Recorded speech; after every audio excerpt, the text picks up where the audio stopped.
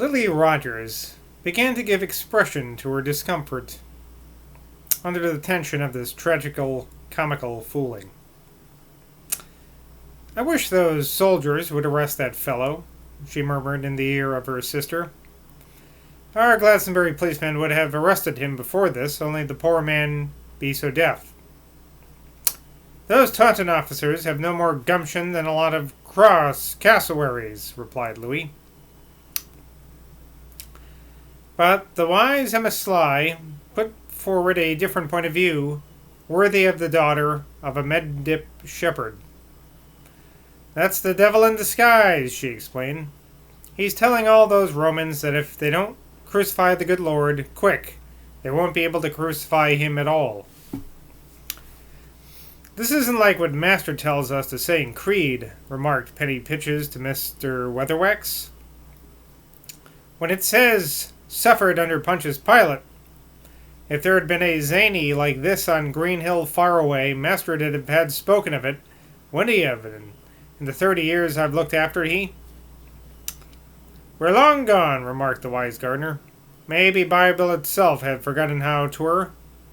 Them hefty lads be Romans, you know, and Romans be heart heathens, and they heathens bain't at rivern as your master, my good girl. But 'tis queer, honey, and it do make a man's stomach queasy to see much things. 'Tis like Saturday afternoon in private bar, and yet 'tis like Good Friday in church. It makes a person feel sort of wobbly in his innards."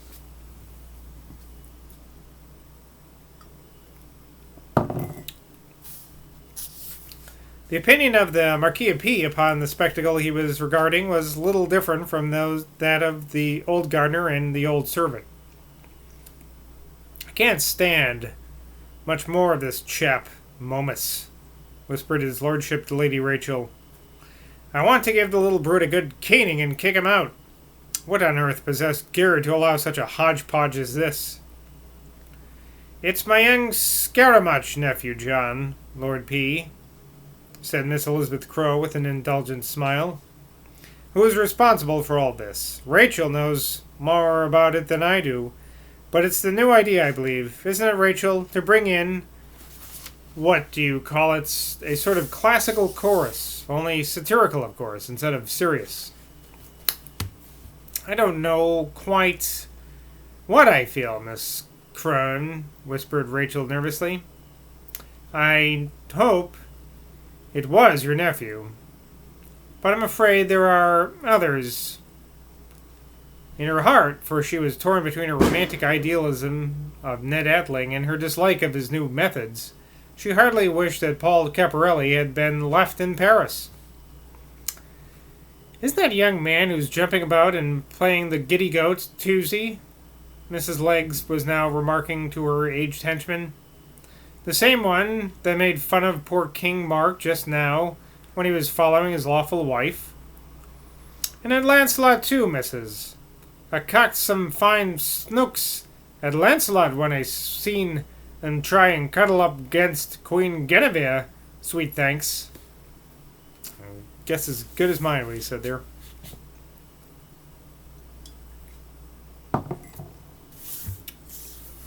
"Hush, Toosey. Even though it be the same as I think it be, haven't they what pulls the strings the right to choose the puppets? Old folk like you and me, Toosey, don't have no idea what young folks have in their heads these days. Why, I heard Mr. Tom Barter tell us how there weren't a wench in Wallops, and that's who Queen Gwendy was, who wouldn't slip off her skirt if a fellow went the right way about it. 'Twill be bad for our trade, Toosey, if this gets worse. Who'll give half a sovereign for a private room when every room can tell the same tale? That's what I say about such performances as this. 'Tis spoiling the trade, Toosey, 'tis spoiling the trade." "You're one for keeping up the family, mother, ain't you?" whispered Blackie wearily. "Why, sure I be, kid, sure I be," cried the old lady with a wicked leer. "When all be for all without paying a penny, what's to keep the market going?" Blackie Morgan held her peace. Her enormous grey eyes fixed themselves upon the ubiquitous Momus, and upon the thorn-crowned figure to whom side the clown had been now skipped, and the abysmal disillusionment of her gaze seemed to reduce the solid bulk of Glastonbury Tor to insubstantial vapor. Why is Pontius Pilate lolling like that now against the side of his rickety platform? Inquired Tilly Crow of the curator of the museum. I hadn't noticed.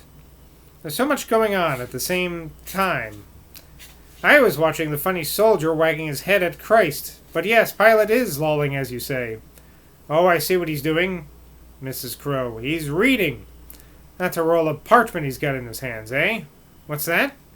He's soliloquizing now, I think. Could you hear what he said? Asked Tilly anxiously, just as she would have asked Emma if she could hear what the grocery man was saying at the kitchen door.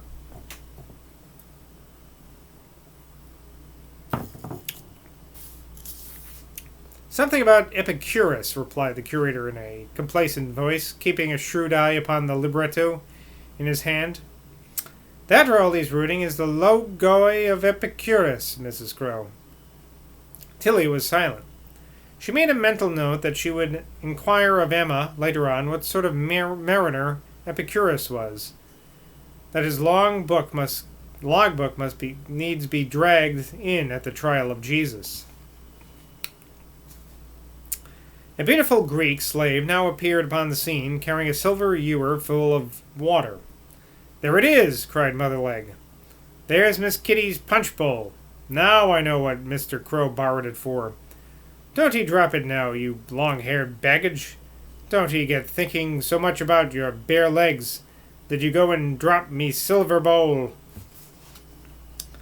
Sis Cole, who had been till now wrapped in a cloud of beautified wonder at all she saw, spoke up when she observed this glittering silver object being carried so carefully towards the pensive procurator. Be he feeling sick, Jackie, that king with a coronet on and all they gold jiggle-jaggles? Be she bringing he a basin to be sinking? Jackie was as proud of his knowledge of the history of the world as the curator had been, as he now replied in a shrill voice just behind that gentleman's back. "'Tis Pontius Pilate a-washing of his hands. There's a pitcher in school that they must have took it from. Only 'tis a man and pitcher, not a gal, who holds the soap and water for'n. Be it Pear's soap, Jackie. I don't see thick soap, Jackie." "I want to pee," interposed Bert at the grave juncture. The curator's head twisted round, and a look of fury was launched at the shameless infant. Tilly turned too. "Take him into the field, girl. Take him into the field at once," she said sternly.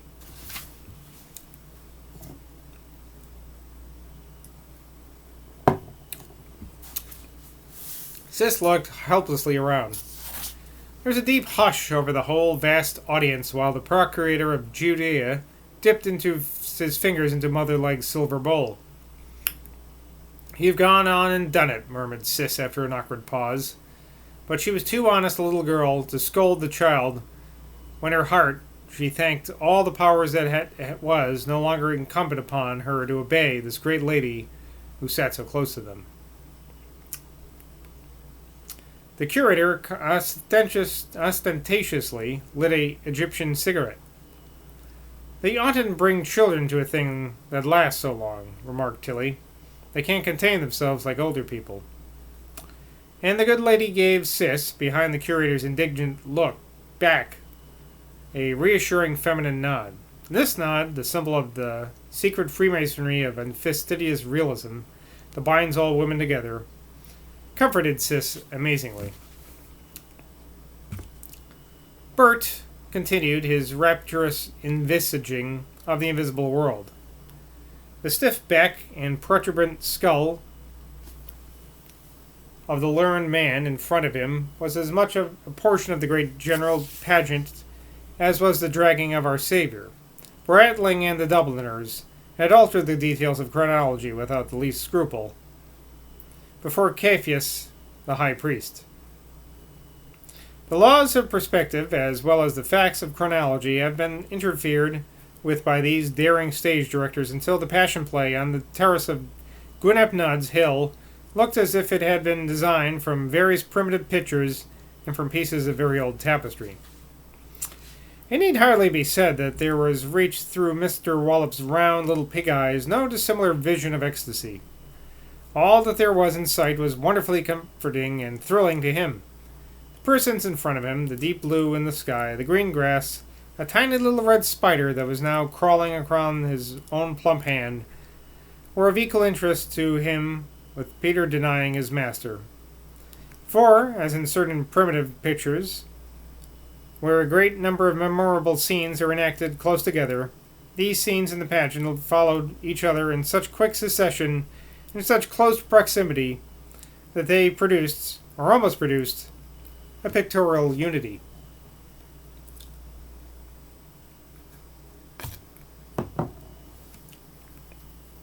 Thus, in the immediate juxtaposition with Pilate's prolonged soliloquy and also with the pantomimic fooling of Caparelli, as the clown moved from group to group, Christ was led before Caphius, and Peter denied Christ. The part of this cock was introduced. This was too dangerous experiment even for the two Dubliners. They maintained that they were still a deep in primordial poetry about the crowing of cocks, drenched in the dews of 10,000 tragic dawns of human suffering, full of such equivocal, treacherous, and yet Homeric braggadocio, carrying memories of women in travel, of dying soldiers, millions of tortured, imprisoned, and executed victims of society, memories of insomnia, memories of madness, memories of love. That would be vulgar, sacrilegious, a blasphemy against the dignity of the human spirit, impious, gross, offensive, ridiculous, to introduce a pantomimic cock upon the stage. Besides, the two Dubliners had argued, no human eye ever actually sees the cock that makes its eyelids open. The crowing of the cock brings with it the passionate revolt of all the desperate lovers who, like Romeo and Juliet, would fain, if they could, hold back the coming of the dawn. It has become, so the Dubliners presented, one of the eternal symbols of the human race, recognized from Ultima Thule to Thibet, from Greenland to the Cape of Good Hope. And to introduce a visual mockery of such a thing in any performance would not be merely Aristophanic. It would be diabolic.